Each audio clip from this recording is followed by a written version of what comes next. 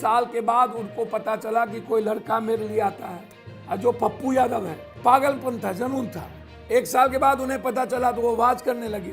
एक दिन हम बैठे थे तो हमको आके बोलती है कि आप क्यों आते हैं, हमको क्यों बदनाम करना चाहते हैं, क्यों हमारे गेम्स को आप खराब करना चाहते हैं।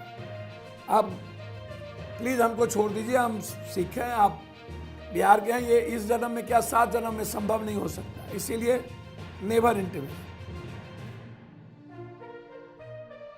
जितना दिलचस्प पप्पू यादव का आपराधिक और सियासी सफर रहा है, उतनी ही दिलचस्प पप्पू की प्रेम कहानी भी है।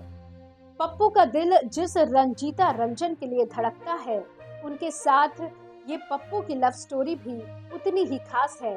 ये प्रेम कहानी साल 1991 में पनपती है, 3 साल परवान चढ़ती है और फिर 1994 में जाकर पप्पू यादव की प्रेम कहानी को मुकाम मिलता है। 1991 में पप्पू यादव पटना की जेल में बंद थे। वे अक्सर जेल सुपरिटेंडेंट के आवास से सटे मैदान में लड़कों को खेलते देखा करते थे। इन्हीं लड़कों में एक लड़का था विक्की। पप्पू की विक्की से नजदीकियां बढ़ गई। फिर एक दिन पप्पू ने उसके फैमिली एल्बम में रंजीत कौर की टेनिस खेलती तस्वीर देखी। यही तस्वीर पप्पू यादव की पहली नजर में प्यार हो गया। इसके बाद जब जेल से छूटे तो रंजीत को देखने अक्सर वहां चले जाते थे जहां वे टेनिस खेलती थी। पप्पू ने पहली बार रंजीत कौर को पटना क्लब में देखा था, लेकिन रंजीत को ये पसंद नहीं था।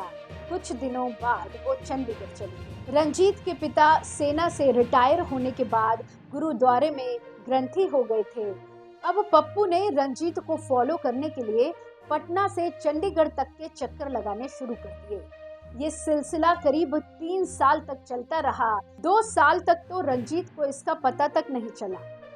जब इस दीवानगी का पता चला, रंजीत ने कड़े शब्दों में मना किया, लेकिन पप्पू कहाँ मानने वाले थे। नहीं मानने पर रंजीत ने समझाया कि वे सिख हैं और पप्पू हिंदू हैं, इसलिए परिवार वाले उनकी शादी के लिए राजी नहीं होंगे। रंजीत के माता पिता इस शादी के खिलाफ थे, लेकिन पप्पू ने हार नहीं मानी। पप्पू अब रंजीत के बहन बहनोई को मनाने चंडीगढ़ जा पहुंचे। इसी बीच राजनीति में मुकाम बना चुके पप्पू को पता चला कि कांग्रेस नेता SS आलूवालिया की बात रंजीत का परिवार नहीं टाल सकता है। फिर क्या था, पप्पू ने दिल्ली जाकर आलूवालिया से मदद की गुहार लगाई। उन्होंने मदद भी की। प्यार को पाने की इस कोशिश का क्लाइमैक्स तब आया जब हताशा में पप्पू ने नींद की ढेरों गोलियां खा ली। हालत बिगड़ी तो इलाज के लिए उन्हें पटना मेडिकल कॉलेज में भर्ती कराया गया। इस घटना के बाद उनके प्रति रंजीत का व्यवहार कुछ नरम हुआ। ये घटना इस प्रेम कहानी का टर्निंग पॉइंट था। रंजीत के पप्पू को लेकर सॉफ्ट होने के बाद उनके माता पिता भी मान गए। फिर दोनों की शादी पूर्णिया के गुरुद्वारे में तय की। लेकिन दूल्हा बने पप्पू के हाथ पैर उस वक्त फूल गए जब शादी के लिए दुल्हन रंजीत और उनके परिवार को लेकर आ रहा चार्टर्ड विमान रास्ते में ही भटक गया। हंगामा मच गया। आखिरकार जब विमान पहुंचा तो सब ने राहत की सांस ली। फरवरी 1994 में पप्पू और रंजीत की शादी हुई। इस शादी में चौधरी देवीलाल, लालू प्रसाद यादव, DP यादव और राज बब्बर सहित अनेक गणमान्य लोग शामिल हुए थे। पप्पू और रंजीत रंजन बिहार की पहली जोड़ी है जिन्होंने एक साथ संसद में एंट्री ली।